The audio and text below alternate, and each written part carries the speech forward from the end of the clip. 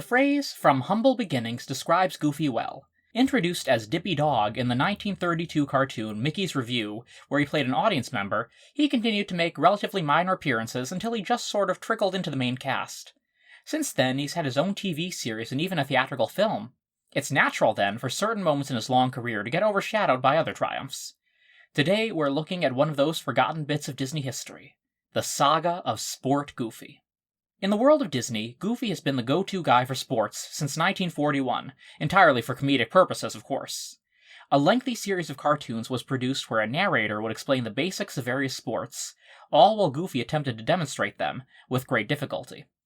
There were non-sport cartoons, too, about how to be a sailor or a cowboy, or even about quitting smoking. Kind of. Wow, they'll never air this one again. But the sports cartoons seemed to be the most popular, given how many of them there were. And while Goofy was never exactly good at the sports he demonstrated, he tried very hard. So it sort of made sense that he was Disney's eventual mascot for good sportsmanship and healthy living. Now, I can't find too much info about the development of Sport Goofy.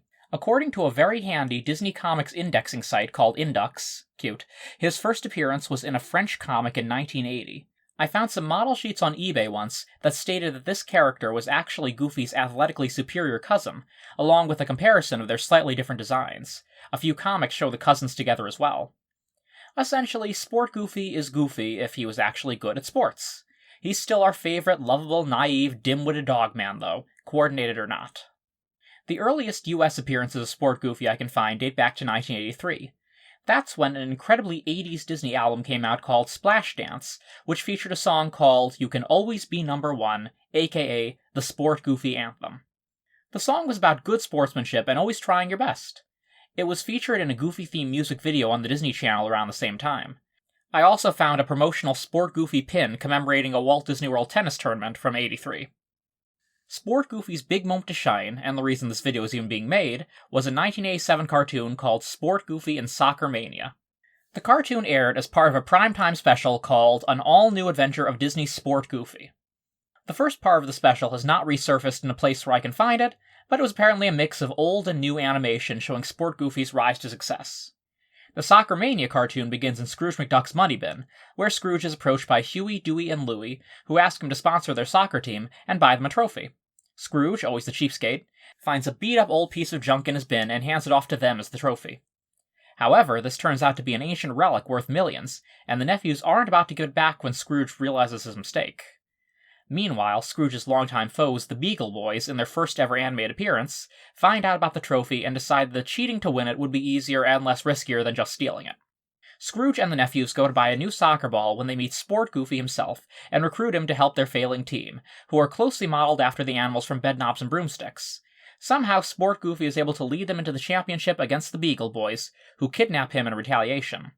Using his weird human foot, Sport Goofy is able to escape and ultimately win the game.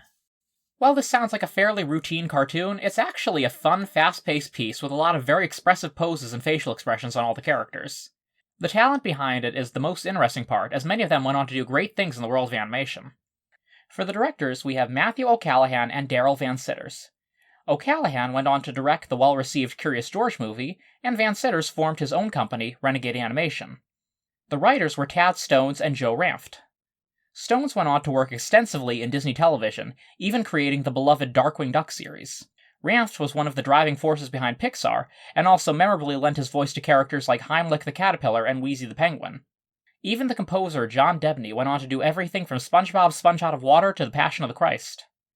And for the icing on the cake, if Soccermania sounded like a DuckTales episode, you'd be half right. The now classic show premiered later that year, making Soccermania a pilot of sorts to introduce Duckburg to the world of television.